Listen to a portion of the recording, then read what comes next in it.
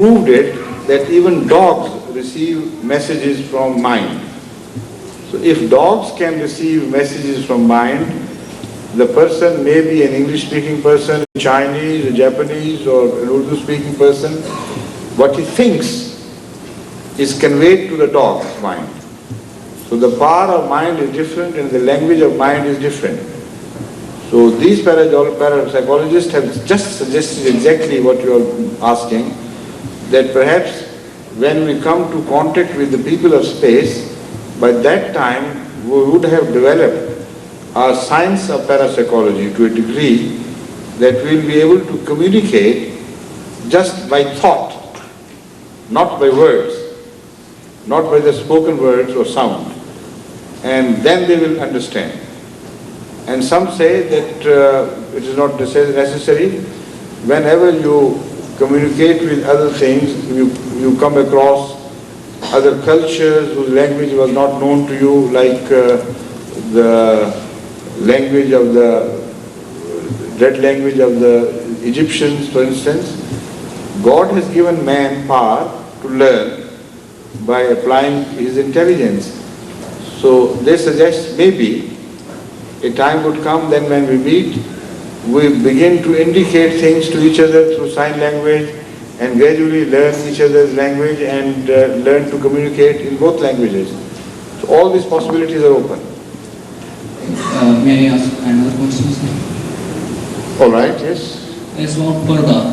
As we are in Canada, so sometimes our ladies, they feel problem. I have already spoken enough on Parda repeatedly. The cassettes are available, so you can have access to them, please. Thank you very much.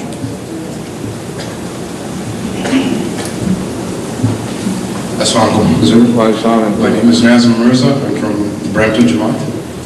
I would just like to ask what your opinion is if the Palestinians will ever gain their own homeland eventually.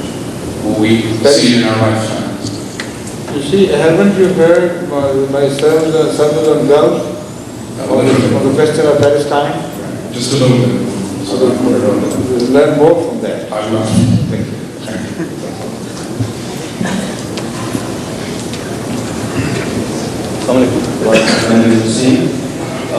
Today my question is about creation. Today? There will be a tomorrow. So good. Okay, all the scientists today are working towards the theory of Big Bang. Yes. And they have calculated to say 1 billionth of the second after what happens after Big Bang. I want to know what Quran reveals to us about the creation. The Quran reveals to us about the creation. كانت السماوات والأرض رتقا ففتقناهما. That's one statement. That the earth and the heavens were just one mass, closely packed together. Ratqan means a ball made of, for instance, of cloth, which is sewn so tightly that nothing of the inner material can escape. That is the Arabic word for ratqan. So the Holy Quran says that the entire universe was in a state of ratq. فَفَتَقْنَاهُمَا, and we ripped it open. And then what happened? The Holy Quran says that we created the heavens and earth, وَإِنَّا لَمُوسِعُونَ, and we constantly go on expanding them. So the concept of expanding universe is born out of that verse. So what should have happened by putting two and two together, one can imagine that after the energies which were in a state of wrath were released by the Holy Quran, the universe immediately began to expand and continues to expand.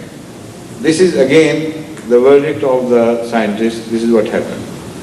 Then the Holy Quran says that يَوْمَ نَطْوِي السَّمَاءَ كَطَيِّ السِّجِلِّ لِلْكُتُبِ, a time would come when we would wrap up the entire universe like the rolling of a scroll. And that I have explained yesterday, what the phenomena means. Then it says, كَمَا بَدَانَا أَوَّلَ الْخَلْقِ نُعِيدُ.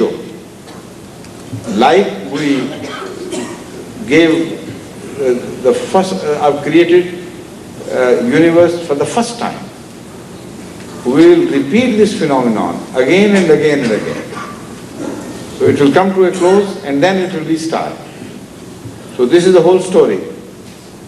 And whatever I have read are the scientific discoveries, all the theories live within the four walls of what the Holy Quran has stated. Thank you. Jazakumullah. Fatahullah, yes. Wa alaikum salam. We're all praying and hoping you can visit Guyana in December. Inshallah. And because of this, I've been watching the situation in India as closely as I can. Thank you very much. Thank you very much for this concern. And the situation seems to be deteriorating very fast. Yes. And there doesn't seem to be a ray of hope of any stability which will ensure such a situation. So such a visit to India, yes. Yes. The situation in Punjab is very bad, I getting know. worse. I know. So, If the situation would not permit, I will not go. It's as simple as that. Everything is in the hands of God. If God does not wish me to go, He will not let the situation improve. And He can always create many hurdles in the way, so that the proposed visit does not come off. So we are perfectly submitted to the will of Allah. I don't mind either way. Whatever He pleases should be our prayer, and that is our prayer. So we should pray that the situation improves. But in your case, there is an additional advice. You know that, don't you? Thank you. We should also pray they improve that road from Badala to Qadian. Yes. All right, next please. I was told by a member of our Jamaat that during the third and fourth rakats of prayers that we don't have to say a surah after Surah Al-Fatiha. I was just wondering if this is correct. सब क्या कह रहे हैं? आपने मोड़ा नहीं ना इस तरह उसको? हाँ? पूरा ही मोड़ा ये इनका. Will you repeat your question, please? I was told by a member of our Jamaat Better than that after the third and fourth rakats of prayers that we don't have to say a surah after Surah Al-Fatiha. You don't have to say asr? A surah, a separate surah. तीसरी और चौथी. In the third and fourth rakat. Yes. Is that what you're saying? Yes, sir. It is wrong. Whoever has told you has misled you, and you bring him to work for that. Okay. Yes. Surah Fatiha is essential for every rakat. I was told that after Surah Al-Fatiha, a separate surah. I'm sorry. When you said first, I misunderstood you. I'm sorry for that. If he told you that after Surah Fatiha, in the third and fourth rakat, we do not recite the Holy Quran, this is correct.